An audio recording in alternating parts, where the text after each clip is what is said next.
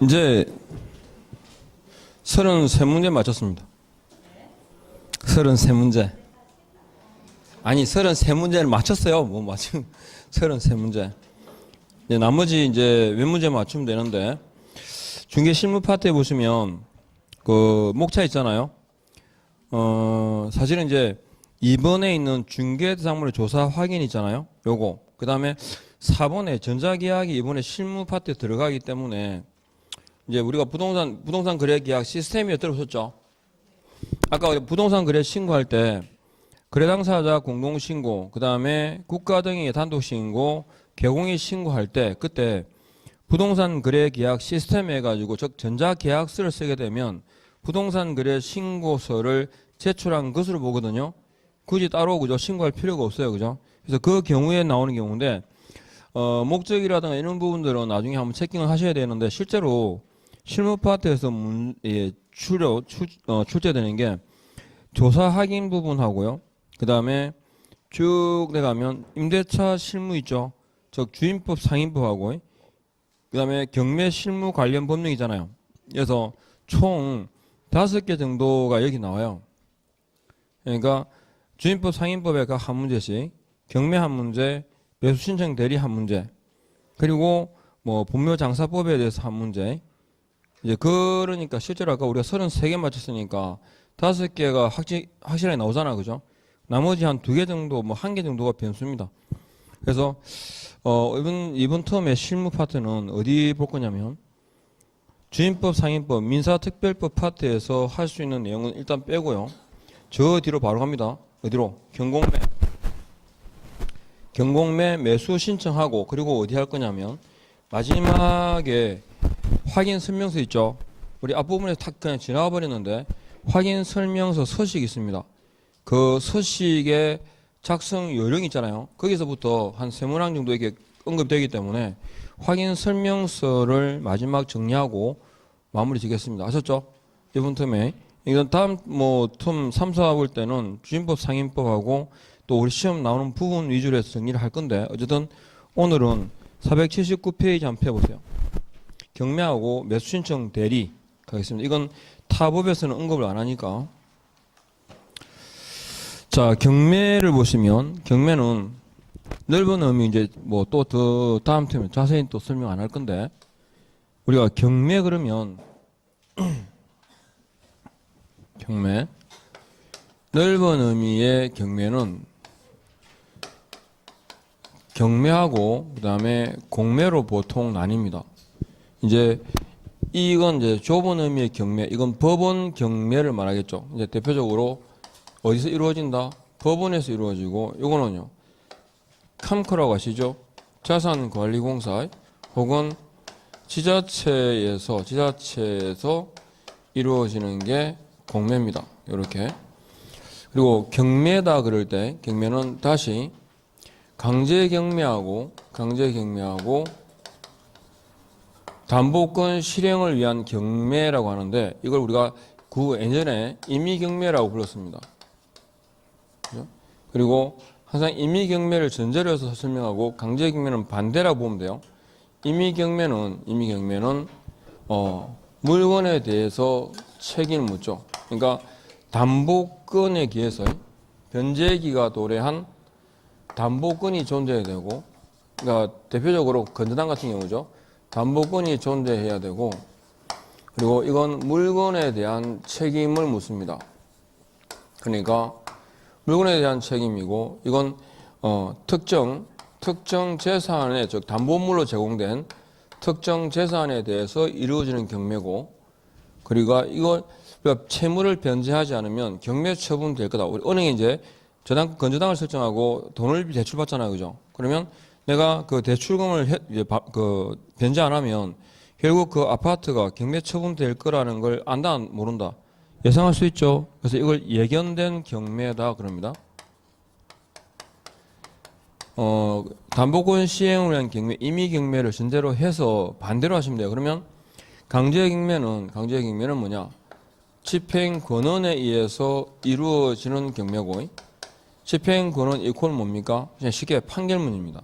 그래서 판결문이라는 공적 증명에 의해서 이루어지는 게 강제경매. 그래서 우리가 강제 집행할 수 있는 권리의 원천, 예전에는 채무명의라고 불렀죠. 그러니까 돈 받을 권리가 있다라는 사실을, 그죠? 직업 청구권이 있다라는 사실을 공적으로 증명하는 문서가 집행권은 판결문, 채무명의 그럽니다. 그래서 집행권원이 되고 물적 책임이니까 이거 뭐겠어요? 반대로 생각합니다. 인적 책임이고, 그리고 특정 재산이니까 이건 그 사람이 소유하고 있는 일반 재산에 대해서 이루어지고, 이게 예견된 경매니까 이건 특정 재산에 대해서 경매 처분 여부를 예상할 수도 없다. 비예견된 경매다. 이렇게요. 그러니까 우리가 임차보증금 있잖아요. 임차보증금 횟수와 관련해 가지고 이루어지는 경매는 강제경매입니까? 임의경매입니까?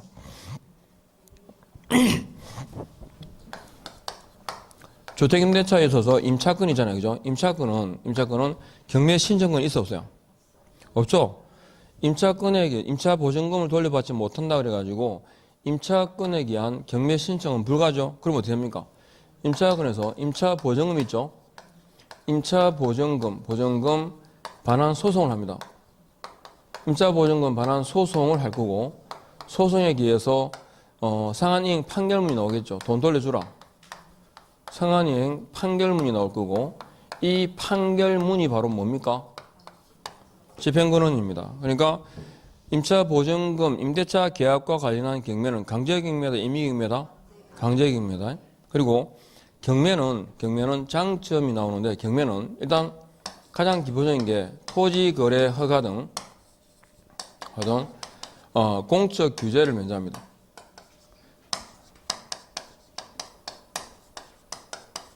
이거 그러니까 토지거래 허가 면제 이런 데요. 토지거래 허가 면제. 그리고 가격이 저렴하다. 이게 뭐냐? 경매의 장점입니다. 그리고 공매는 종류가 여러 가지 있는데, 일단 공매의 장점은 세 가지. 일단 대금 분납부터 해가지고 이제 권리관계가 깨끗하다. 권리관계 안전하다. 또 권리분석에 책임이 없다. 이렇게 하고요. 그 다음에 명도 책임이, 우리가 보통 경매 입사를 할 때 약간 부담스러운 게 이거거든요. 해당 목적물을 권리를 취득했다 하더라도 목적물을 인도받는데 여러 가지 좀 불편한 부분이 있어요. 그래서 명도 책임, 부담이 적다. 이것도. 그 다음에 대금 분납이, 경매는 일시납인데 대금 분납이 가능합니다. 이게 공매의 장점인데, 주의하실 건 항상 염두에 두실 게 뭐냐면, 공매 중에서 세금 국세지방세 체납에 따른 압류부동산 공매가 있거든요. 이 압류부동산 공매는 뭐랑 같다? 경매와 절차가 동일합니다. 그러니까 압류부동산 공매의 경우에는 경매와 동일하니까 지금 공매의 장점이라고 나오는 이 세 가지가 적용될까 안 될까? 안 됩니다. 졌죠? 요거. 그래서 경공매 차이를 이렇게 얘기해요. 그래서 교재 479페이지 보면 강제경매와 임의경매가 나오는데, 강제경매는 일단 첫 번째 기억하실 게 뭐예요? 1번, 동그라미 1번의 세 번째 줄, 집행권원입니다. 집행권원, 즉 판결문에 기해서 이루어지는 경매가 뭐다? 강제경매고, 그리고 동그라미 3번에 보니까 일반 재산이다 돼 있죠? 그리고 인적 책임입니다. 임의경매는 저당권, 건저당권 등 담보권에 기해서 이루어지는 경매고, 그리고 동그라미 2번에 보니까 특정 재산, 그리고 물적 책임 돼 있죠? 넘어가시고. 자, 그 다음에 경매 절차가 나오는데 481페이지. 자, 그러면 경매 신청을 하겠죠? 어떻게? 판결문에 기해서 경매 신청을 하든, 아니면 변제기가 도래한 이 담보권에 기해서 경매 신청을 하든, 경매 신청이 이루어지면, 그죠? 부동산 소재 관할 법원에다가 신청한다 돼 있죠? 그러면 보통 2일 이내에 경매 개시 여부를 결정합니다. 이해하겠죠? 경매 개시 여부를 2번 갑니다. 경매 개시 여부를 결정해서 그 사실, 봐봐요. 동그라미 1번에 법원 경매 절차를 개시하는 결정에는 동시에 해당 부동산에 뭐다? 압류를 명합니다. 그러니까 경매 개시 결정 등기가 되었다라는 말은 해당 부동산에 대한 압류의 효력이 발생한다 이 말입니다. 그리고 이번에 법원이 경매 개시 결정하면 그 즉시 사유를 등기부에 기입한다. 우리가 등기부 때 보니까 강제경매, 임의경매 진행, 경매 진행 중이라는 사실을 적시돼 있죠. 등기부에 나옵니다. 그 다음에 3번에 강제경매 신청을 각하하는 경우에 즉시 항고할 수 있다라고 되어 있고요. 그러니까 명령이나 결정에 대한 불복이 항고고 즉시 항고가 가능합니다. 그리고 4번이 뭐냐면 강제경매 절차 또는 담보권 실행을 위한 경매 절차를 개시하는 결정한 부동산에 대하여 다른 강제경매 신청이 있는 때에는 컷 하시고요. 이게 중복경매입니다. 경매가 진행 중에 또 다른 경매가 신청이 된 거예요. 중복경매의 경우에는 어떻게 한다고? 법원은 봐봐요. 이 지문이 시험에 나온 적 있죠. 법원은 다시 경매 개시 결정을 하고 먼저 경매 개시 결정, 먼저 했던 거 절차에 따라서 진행돼요. 이해하겠죠? 그러니까 뭐 뒤에 앞에 등기가 뭐 없어지고 이게 아니고 먼저 진행된 경매 개시 결정에 한 집행 절차에 따라 경매한다. 이게 중복 경매 경우입니다. 딱 제목은 저번에 중복 경매. 그 다음에 경매 개시 결정 송달 오는데 경매 개시가 결정되었다라는 사실을 뭐 한다고? 송달합니다. 이 송달 절차상에 이 송달은 절차상 중요 부분이기 때문에 하자가 생기면 무효가 됩니다. 아셨죠? 경매 절차 전부가 무효가 됩니다. 그래서 경매 개시 결정 송달이 되고요. 그러니까 해당 부동산에 대해서 압류 효력이 발생하는 경우가 경매 개시 결정 등기가 되었거나 송달되었을 때를 말합니다. 그래서 3번에 보니까 있죠. 부동산 압류는 채무자에게 그 결정이 송달된 때 또는 경매 등기가 된 때에 그 효력이 생긴다. 그러니까 경매 개시 결정 등기 있잖아요. 경매 개시 결정 등기라고도 하고 그러니까 경매 개시 여부가 결정된 사실을 뭐한다? 등기한다. 등기부에는 어디 없겠어요? 갑구예요, 얼구예요? 갑구죠. 왜? 경락으로 인해서 소유권자가 바뀌잖아. 그래서 경매 개시 결정의 등기, 결정 사실을 등기한다라는 말이고 같은 말로 경매 신청이 받아들여져서 새로운 등기 원인에 의해서 이루어진 게 뭐라 그러죠? 이걸 기입 등기죠. 그래서 이걸 경매 신청 기입 등기라고도 합니다.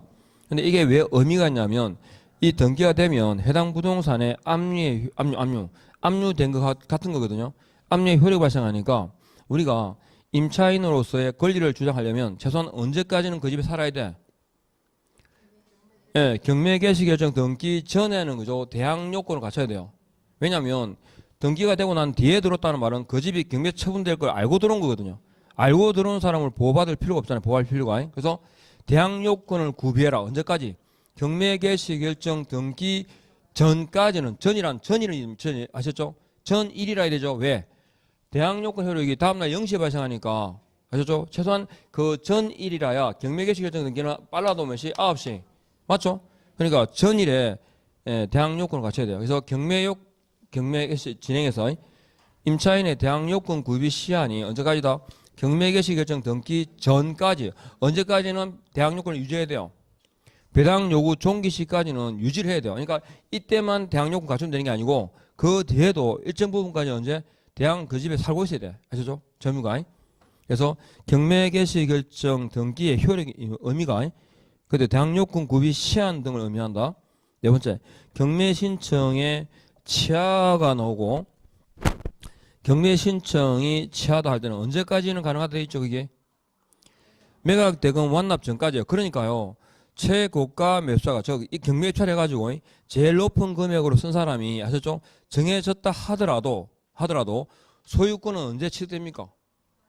대금 완납이거든. 그러니까 소유권이 변동되지 않은 거야 아직까지는. 그러니까 대금 완납 전까지는 뭐 한다고? 예, 치하가 가능합니다. 치하가.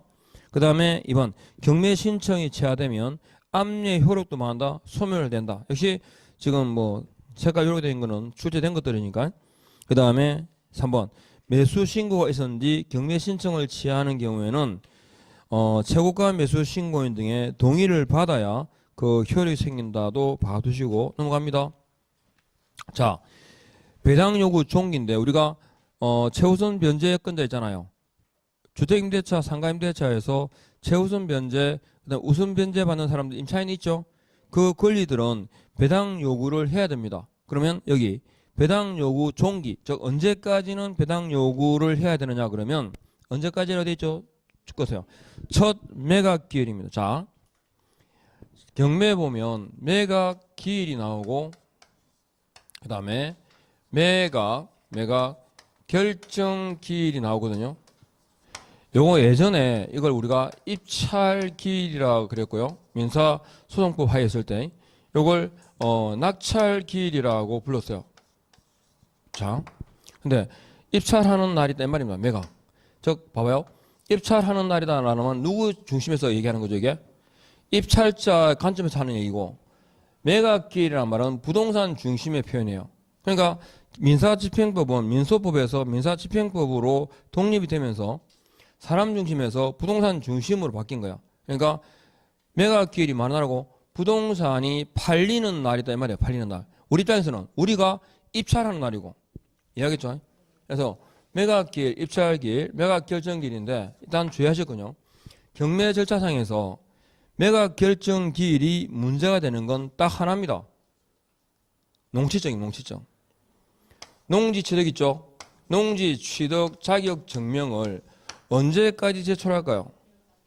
매각결정기일입니다. 그러니까 공적으로 이 사람이 농지를 취득할 자격이 있다라는 걸 증명하는 게 농지취득 자격 증명이죠. 이 농지취득 자격 증명을 발급받았는지를 확인하고 매각 여부를 만다고 결정하겠다고요. 이해하겠죠? 매각 여부를 결정한다. 뭘 보고? 공적 증명을 보고 결정하겠다. 이해하겠죠? 그래서 경매 절차상에서 매각 결정 기일이 나오는 경우는 뭐밖에 없다고? 농지증 딱 이렇게 기억하시면 돼요. 그러니까 배당 요구 종기가 매각 기일이겠어요? 매각 결정 기일이겠어요? 응? 매각 기일이에요. 매각 결정 기일은 농지증 그밖에 안 온다니까 시험에서 문제가 되는 건. 이해하겠죠? 그래서 언제까지 배당을 요구한다? 첫 매각 기일 이전에 법원이 정하는 날까지입니다. 그 다음에 이번 배당 요구 종기 결정 및 공고는 경매 개시 결정에 따른 압류 효력이 생긴 때부터 언제? 일주 내야 합니다. 자, 그 다음에 배당 요구에 따라 매수인이 인수해야 할 부담이 바뀌는 경우는 배당 요구를 한 채권자는 자, 배당 요구 종기가 지난 뒤에 철회하지 못한다. 이 배당 요구 종기는요. 배당 요구 종기이면서 배당 요구 철회 종기이기도 합니다. 언제까지 한다고 둘 다? 배당 요구든 철회든 배당 첫 매각기일 언제? 이전에 법원이 정하는 날까지는 해야 된다. 그 다음에 2번 배당을 요구하지 않아도 배당 받는 자가 있고 배당을 요구해야만 배당 받는 게 있거든요. 배당을 요구를 해야만 받는 게 뭐야? 우선 변제, 최우선 변제권자예요. 그러니까 그거만 알고 계시면 돼. 그러니까 보세요. 경매 개시 결정 등기 돼 있잖아요. 부동산 등기부에 경매 개시 결정 등기 이전에 등기부상의 권리들은 뭡니까? 우리가 객관적으로 돈 받을 권리가 있다는 걸 확인되죠. 경매 개시 결정 등기 전에 그죠? 인정되는 권리들이니까 이거 뭐야? 자동 배당이에요. 그러니까 배당 요구해야 되는 대표적 경우는 그냥 주임법 상임법에서 우선 변제권자, 최우선 변제권자 이 두 개만 확실하게 알고 계시면 돼요. 이해하겠죠? 그리고 자동 배당은 기본적으로 경매 개시 결정 등기 이전에 등기부상의 권리는 뭐다? 외관상 외부적으로 공시적으로 공적으로 돈 받을 권리가 있다는 사실이 확인되니까 자동 배당이다 이렇게 아셨죠? 그래서 준비하시고 그다음에 매각 준비 갑니다. 매각 준비 단계에서는 기억하시게 뭐냐면 최저 매각 갑니다. 자 보세요. 매각 준비 단계에서 이제 집행관 등에 의한 현황 조사가 이루어집니다. 실제로 뭐 점유하는 사람이 있는지 없는지부터. 그다음에 감정 평가를 의뢰하고 자 뭐 한다고요? 최저 매각가 결정. 자 듣고세요. 우리가 기일이 매각기일, 매각결정 기일이 나오듯이 최저 매각가가 나오고요. 그 다음에 매각 가격이 나옵니다. 두 개가. 아셨죠? 경매 절차상에서 금전적으로 부담을 줄일 때는 최저라는 말을 붙여요. 부담을 주고자 하는 경우에는 최저란 말을 떼요. 이해합니까? 득에서 있잖아요. 매각가가 높아요. 최저 매각가가 높아요. 최저 매각가가 뭡니까? 처음에 경매 입찰 공고할 때 아셨죠? 그때 최저 매각가가 나와요. 보통은 감정가와 거의 똑같아요. 그리고 매각가는 경매 절차를 거쳐가지고 최종적으로 낙찰된 금액이요. 아셨죠? 낙찰된 금액. 그러니까 근데 실제로 보면 그죠? 최저 매각가라고 나오는 것보다는 매각 실제 경락받은 금액은 더 작죠? 왜? 다운되잖아. 첫 해에서 낙찰되는 경우는 거의 없잖아요. 그래서 최저 매각가인데 금전적으로 부담을 그러니까 이거 원래의 지대로 줄일 때는 최저고 하셨죠? 부담을 주고자 할 때는 매각가의 10%야. 그러니까 우리가 경매 입찰하잖아요. 입찰할 때 입찰 보증금이 즉 매수 신청 보증금, 입찰 보증 같은 말인데 매수 신청할 때 내는 돈이 적을수록 많은 사람이 입찰하겠어요? 많을수록 입찰했어요? 돈 없어요. 아니. 최저 매각가에서 그죠? 우리가 경매 입찰할 때 입찰 보증금이 즉 매수 신청 보증금이 높으면 입찰을 하기가 부담스럽죠. 그렇잖아요. 최저 매각가가 100억이다 그러면 최소한 얼마가 있어야 돼? 10억이 있어야 입찰할 수 있어요. 그러니까 부담을 줄여줄 때는 뭐의 10%? 최저 매각가의 10%. 그러니까 매수 신청 보증금은 뭐의 10%예요? 둘 중에서 최저 매각가의 10%예요. 그 다음에 경매 절차가 진행될 때 딴지 거는 게 항고거든요. 항고. 그러니까 경매 절차가 원하는 게 진행되지 못하게 나는 그거 못 받아들이겠다 하고 하는 게 뭐라고? 항고예요. 항고의 경우에는 이유 없는 사람이 막 항고라면 경매 절차가 진행이 안 되잖아요. 그래서 금전적으로 부담을 줘서 이유 있는 사람만 뭐 하게끔 항고를 하게끔 규정을 둬요. 그러면 뭐의 10%겠어요? 매각가의 10%야. 아셨죠?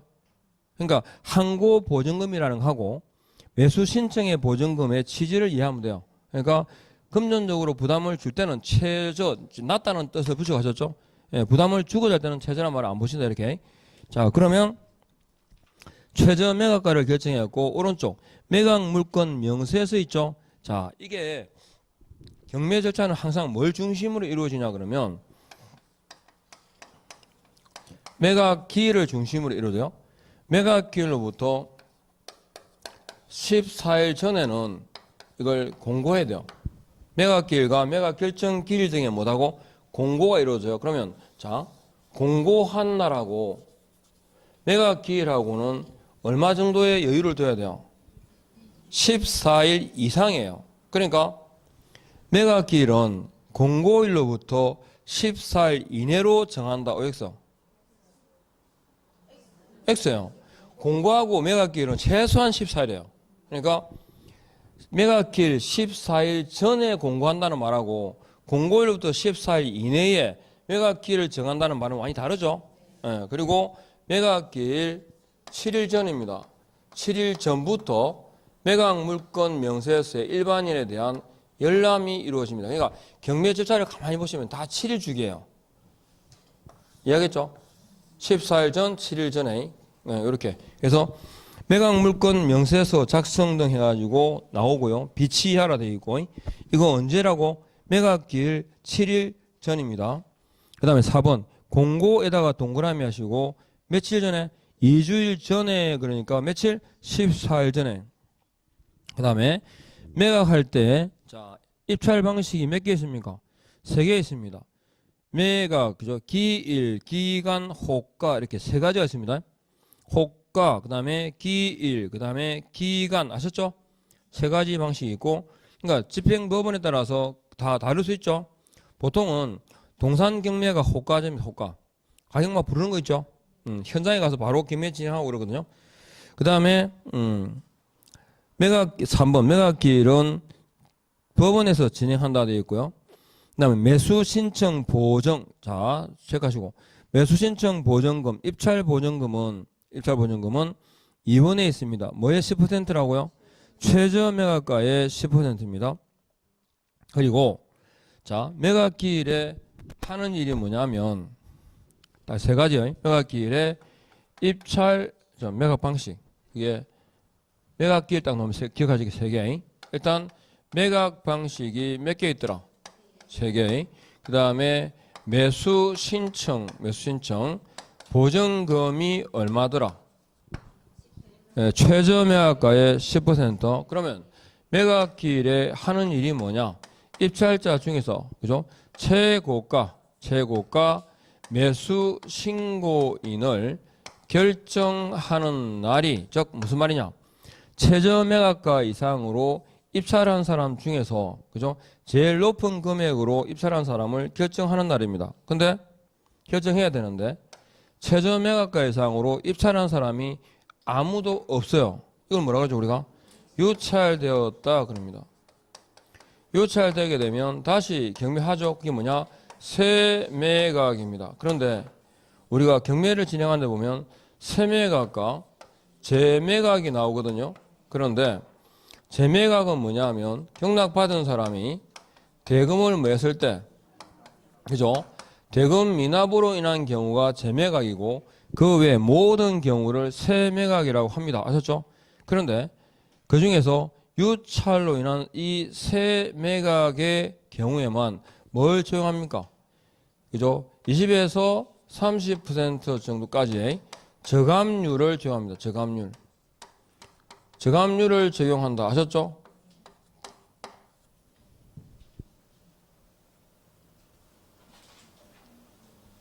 그러니까 가격이 다운되죠. 그래서 1억에서 내려가 20% 다시 20% 계속 그죠? 다운되는데 저감률이 적용되는 경우는 언제라고요? 유찰로 인한 세매각 이것도 하나입니다. 유찰로 인한 세매각 하나다 이렇게. 그래서 매각 기일 딱 그러면 이 세 가지가 기억나셔야 되고요. 자, 그래서 매수 세매각 해가지고 그 다음에 4번 최고가 매수 신고인 결정돼 있죠. 예, 최고가 매수 신고인 결정 방식 참고하시고 넘어갑니다. 자, 그 다음에 차순위 매수 신고자가 누구냐라고 나오는데 차순위 매수 신고인은 두 번째로 높은 금액을 쓴 사람이 아닙니다. 그러니까 차순위 금액을 묻기도 했잖아요. 밑에 보세요. 동그라미 2번에 최고가 매수 신고액에서 보증액을 뺀 금액을 넘는 때 그랬죠. 자, 그럼 밑에 한 예를 보십시오. 주의. 최저 매각가 1억이고 매수 신청 보증금이 1,000만 원입니다. 그러면 최고가 매수 신고액이 2억 원인 경우에 차순위 매수 신고액은 얼마입니까? 1억 그죠? 9천 이상으로 입찰해야만 차순위자가 돼요. 이해하겠죠? 그러니까 차순위자가 없을 수도 있었어요. 있어요. 그죠? 그 다음에 6번 매각기일의 종결입니다. 그러니까 최고가 매수 신고자를 정하고 나면 그죠? 매각기일을 종결한다고 고지를 해야 되고 그 다음에 다른 사람들은 어떻게 됩니까? 신고자 외에는 다 돈을 돌려줍니다. 바로 그냥 사실은 돌려줄 것을 신청할 수 있다 그랬는데 기본적으로 그 입찰되고 낙찰되고 하면 있잖아요. 그죠? 집행 그 법원에서 바로 다 돌려줍니다. 금액은. 왜 다 돌려줘도 아무 상관이 없냐면 금액이 다 똑같아요. 그죠? 누가 얼마 냈네라고 따질 필요도 없이 그냥 이름은 확인하고 줘도 아무 문제가 안 생겨. 왜? 입찰 보증금은 다 똑같기 때문에. 그 다음에 공유자 우선 매수 신고, 그 다음에 임대주택의 임차인 우선 매수 신고 있습니다. 이때 공유 지분권자는 우선 매수권을 행사할 수 있죠. 그 경매 집행법원, 그 법원에서 매각 기일에 바로 그죠? 집행관이 물어요. 공유 지분권자 누구누구 오셨죠? 이렇게 가지고 그러면 우선 매수권 행사하시겠습니까? 그럼 뭐랍니까? 네, 그러죠. 그러면 최고가 매수 신고자가 정해지면 여기 최고가 매수 신고가가 정해지면 이 금액에 대해서 뭐한다? 우선 매수권 행사합니다. 그러면 똑같은 금액이잖아, 그죠? 그러면 최고가 매수 신고인으로 결정된 사람이 뭐로 가요? 차순위로 가요. 공유 지분권자가 1순위가 되고 아셨죠? 그러니까 이 사람은 낙찰받을 가능성이 없죠. 없으니까 그러면 그죠? 최고가 매수 신고자한테 물어봐요. 차순위자로 신고하실 거예요? 아니요. 딱 그러잖아요. 기분 더럽게 아니 그죠? 뭐 어쨌든 근데 이럴 때는 그죠? 공유 지분이라든 이런 거 소송 입찰 안 하죠. 왜? 지분권자가 우선 매수권을 행사할 여지가 높기 때문에 그죠? 안 갑니다. 그래도 혹시 가봅니다. 언제? 비가 많이 오거나 눈이 올 때. 그리고 소유자가 공유지분권자가 어디 사는지를 먼저 파악하거든요. 주소지가 나오니까. 그러면 그 사람이 멀리 있으면 안 올 가능성이 높아. 늦어가지고 차가 빵 묻어서 모른다든지. 그죠? 어쨌든 뭐 그런 얘기고요. 그 다음에 오른쪽 갑니다. 매각 결정기일. 아까 매각 결정기일은 뭐가 기억나야 돼? 농지 취득 자격 증명이 기억나야 돼요. 그러니까 경매 절차상에서 매각 결정 기일이 나오는 경우는 공적 증명의 제출 이거밖에 없어요. 그래서 매각 결정 기일에서 그죠? 그러니까 항상 정해지는 순서가 매각 기일 중심으로 이루어지는데 여기부터 며칠이라고? 일주일 그죠? 7일. 7일 내에 만다 매각 결정 기일이에요. 매각 결정 기일이고 자 우리가 이 결정이나 명령에 대한 불복을 뭐라 그러죠? 항고 그럽니다. 명령이나 결정에 대한 불복을 뭐라 한다고? 항고라고 하는데 항고는 수시 항고가 있고 즉시 항고가 있거든요. 그래서 불변기일인 7일 이내에 이루어지는 항고를 뭐라고 부르느냐 그러면 즉시 항고라고 불러요. 무슨 말인지 아시겠죠? 즉시라는 게 그 즉시라는 뜻이 아니고 불변기일인 7일 이내에 이루어지는 항고를 뭐라 한다? 즉시 항고를 해요. 그러면 여기 항고하는 사람은 돈을 내야 되죠. 항고가 되면 경매 절차가 지연되잖아요. 그러니까 이 항고 보증금은 부담을 주는 게 목적이에요. 그래서 뭐의 10%? 매각 가격, 매각 대금의 10%를 항고 보증금으로 공탁합니다. 이해하겠죠? 근데 항고했다가 이유 없다. 이거 뭐죠? 기각이죠? 그래서 이유 없다 해가지고 기각되면, 그죠? 기각되면 어떻게 됩니까? 채무자, 소유자 있잖아요. 채무자나, 지금 그 돈 빌린 사람, 빚진 사람, 채무자나 소유자는 개심죄입니다. 몰수입니다, 몰수. 하나도 못 돌려받습니다. 그런데 그 외의자가, 그죠? 그 외의자는 연 20%의 이자를 공제하고 하시죠? 공제하고 돌려줍니다. 근데 연 20% 그러니까 20% 다 때린 게 아니고요. 예를 들어서 1억이잖아요. 그죠? 1억의 20%는 2천만 원이죠. 이 2천만 원을 항고에서 기각될 때까지의 기간이 있잖아요. 365일에 차지하는 날짜 있죠? 365일의 일수만큼을 공제하고 돌려줘요. 그러니까 2천만 원을 365로 나눠가지고 저 항고에서 기각될 때까지 날짜가 있을 거 아닙니까? 뭐 보름 그 보름치를 제하고 돌려줍니다. 연 20%를 떼는 게 아니고 20% 이자 중 일수를 공제하고 하셨죠? 돌려준다 이렇게. 하여튼 그냥 듣고 그런가 정도만 아시면 돼요. 그 다음에 매각 허가 불허가 결정에 대해서 자 일주 내에 이루어지고 그 다음에 매각 불허가 결정이 되는 경우 등이 나오고 이거는 그냥 읽어보시면 돼요. 자 이렇게 해가지고 넘어가요. 그러면 7번째 매각에 대해서 뭐 한다? 즉시 항고를 합니다. 항고. 그러면 이번에 항고 보증금을 공탁하죠. 항고 보증금은 뭐의 10%예요? 네, 매각 대금의 10%예요. 그러면 매수신청 보증금은 뭐의 10%예요? 최저 매각가의 10% 아셨죠? 최저 매각가의 10%. 자, 그러면 이제 항고 절차 기각되고 끝났어요. 예. 그래서 채무자 소유자는 몰수, 그 외의자는 연 20%에 해당하는 금액에서 일수별로 공제하고 돌려줍니다. 그러면 이제 기각됐으니까 매각 여부가 확정되겠죠? 매각 허가 결정의 확정과 대금 납부입니다. 자, 대금 납부에서 기억하실 건 이번에 대금 지급, 즉 대금 납부 기한제입니까? 기일제입니까? 기한입니다. 기한. 그러니까 기일과 기한의 차이가요. 예전에 대금 납부 기한제인데 기한제. 예를 들어서 오늘이 6월 26일이죠. 6월 26일까지가 대금 납부 기한이면 이 2월 26일 그 이전 어느 날에 아셨죠? 보통 한 달 정도 기간을 정하는데 낙찰부터 매각 여부 결정 확정부터 해가지고 한 달 정도 기간 동안에 그러니까 2월 26일 이전 어느 날에 대금을 납부하면 언제 소유권? 대금을 납부하는 그러니까 예를 들어서 2월 10일 납부하죠. 언제? 2월 10일 날 소유권 취득이 대금 납부했으니까 소유권 취득이 되는데 대금 납부 기일은 돈을 가지고 있어도 언제 납부해야 돼요? 2월 26일 날 납부해요. 그죠? 그러면 어느 게 아까 봤잖아. 우리가 경매 최고가 매수로 확정이 돼도 권리관계가 확정된 게 아니랬죠. 언제까지 취하할 수 있다고?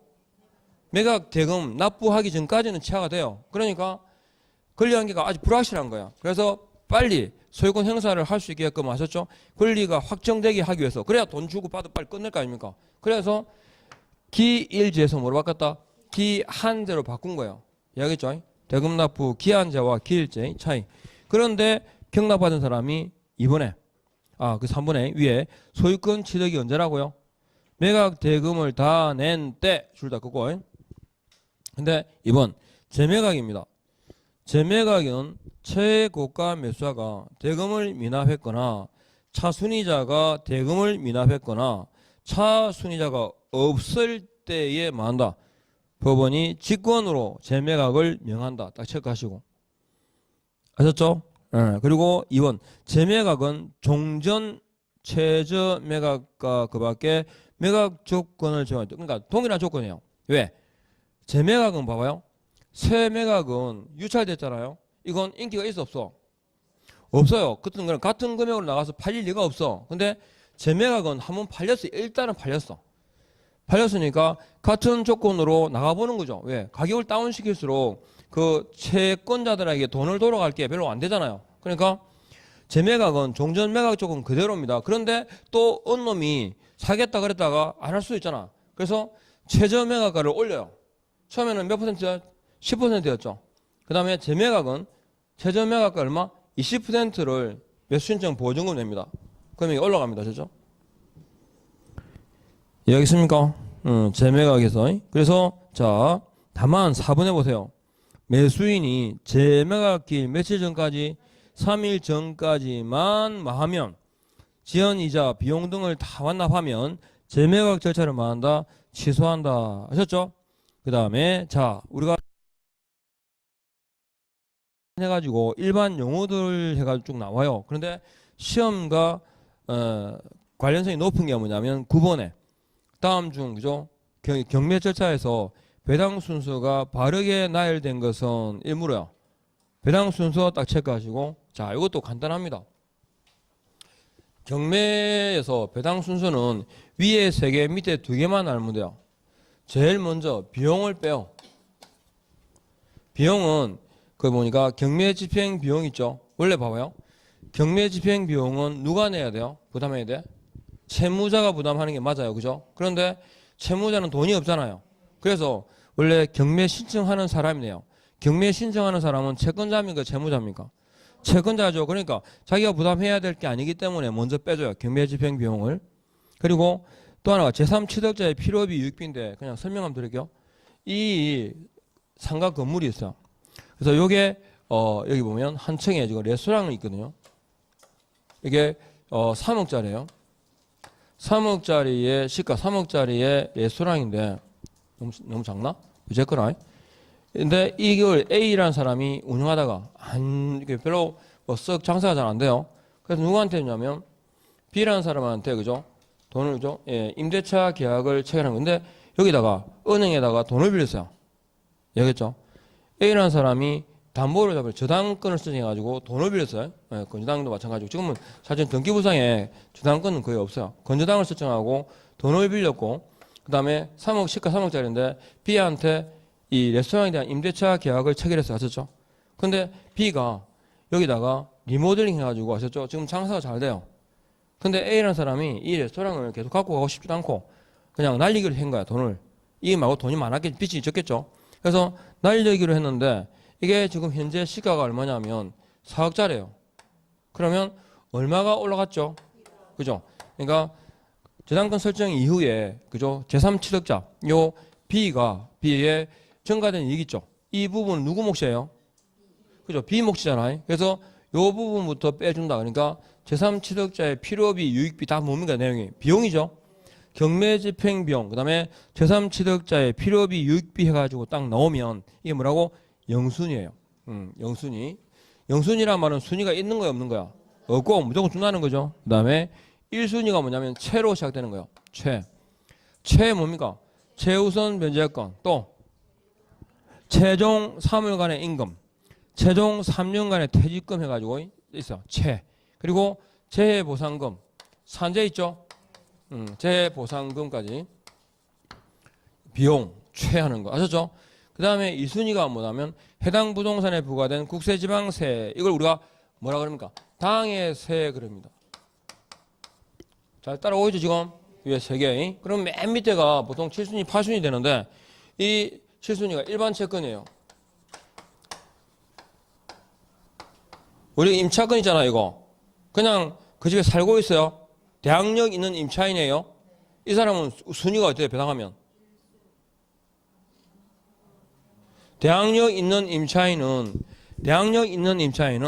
배당을 요구할 수 있죠. 이때 우선권이 있어? 진짜? 우선권 없어요. 아무것도. 그냥 대항력은 우선의 문제가 아니고 내가 기간 동안 살겠다. 보증금 돌려줄 때까지는 뱉자라 이거잖아요. 대항력이. 맞죠? 대항력은 우선권이 없어요. 그래서 만일에 대항력 있는 임차인이 배당을 요구하게 되면 순서가 어디 가야 돼? 여기 가야 돼요. 알겠죠? 근데 대항력 있는 임차인이 뭘 갖추면 확정일자를 받으면 그때는 뭐라고? 우선권이 주어지는 거죠.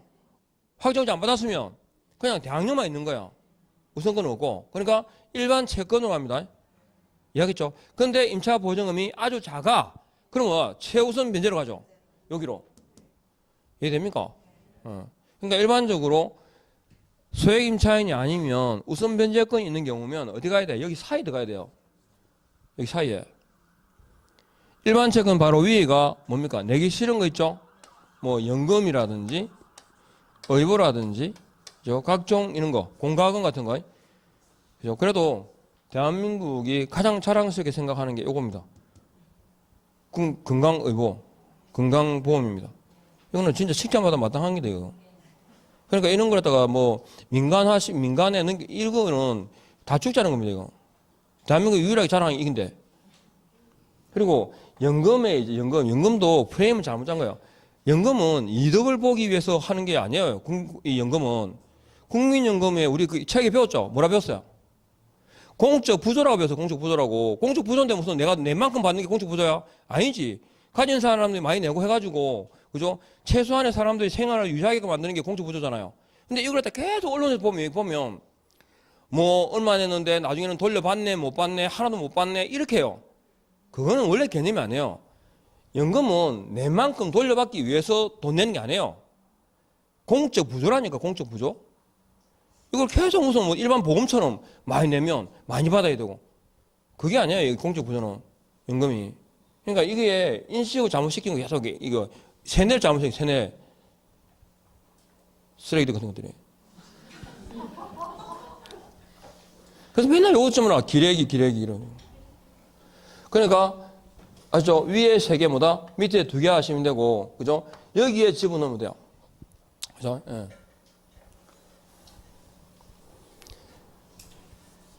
예.